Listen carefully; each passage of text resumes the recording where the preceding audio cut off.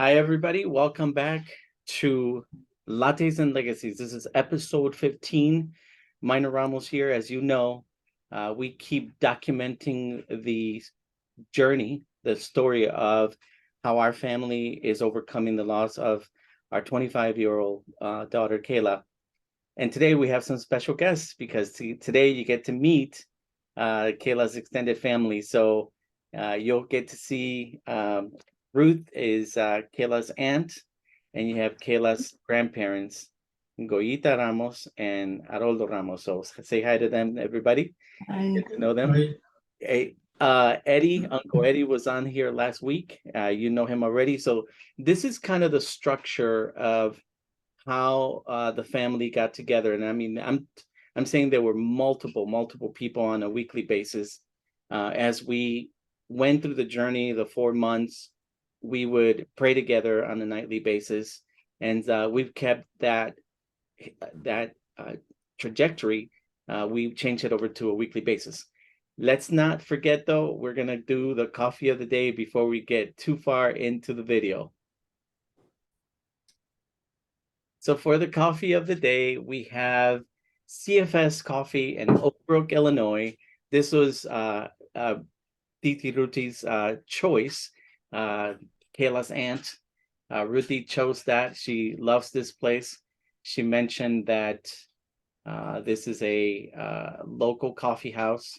So if you're in the Oak Brook, Illinois area, we recommend that you visit some of these local coffee places. You'll be surprised and you'll love it.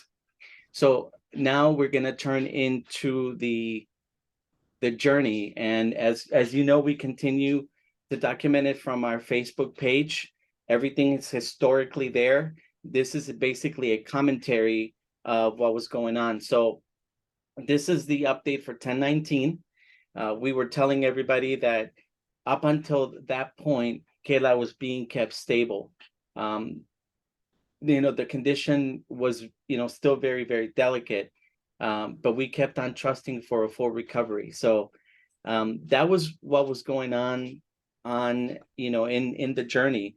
But what I'd like to do is just kind of get back here and talk to the family members. So Ruth, you've been with us, from day one. The family, really just helped us to get through this. Around this time was like, close to towards the end of October. So, a lot of family had already come to Philadelphia to help us out, to be with us. But, from your recollection around this time, you saw what was going on. What was maybe one thing that kind of stood out to you, at that moment? What was going on in the family? Well, by then we had been meeting on a daily basis for over a month. And I remember we were very hopeful. I remember the doctors saying she's getting ready to turn the corner. And we were believing, we were expecting that great moment to happen. But at the same time, I remember that our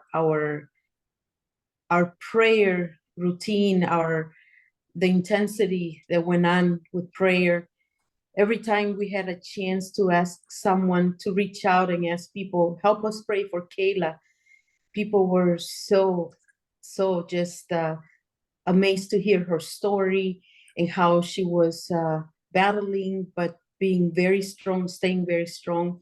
So I remember we kept a lot of people asking us, whether by text message or calling, just asking us, how is Kayla doing? How is Kayla doing?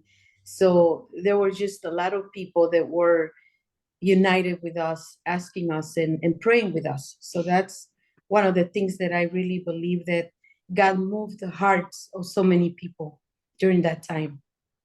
Well, thanks for sharing. And I remember that, we had kind of a model, right, that we followed. It. We said we were going to obey, we're going to believe, and we're going to trust. Those are the, we kept on saying that over and over again. So the story doesn't end here. There's a lot more to it. I want to thank you for participating and helping us to, basically document her journey, because that was her wish. She wanted us to document the hospital stay so that she could tell her own story. Now, of course, everybody knows now the day of glory came sooner than we thought, and which is part of us telling the story. So again, guys, this has been another episode of Lattes and Legacies. Minor Ramos here signing off. I want to thank the Ramos family for joining us on this recording. Thanks, guys. Thank you.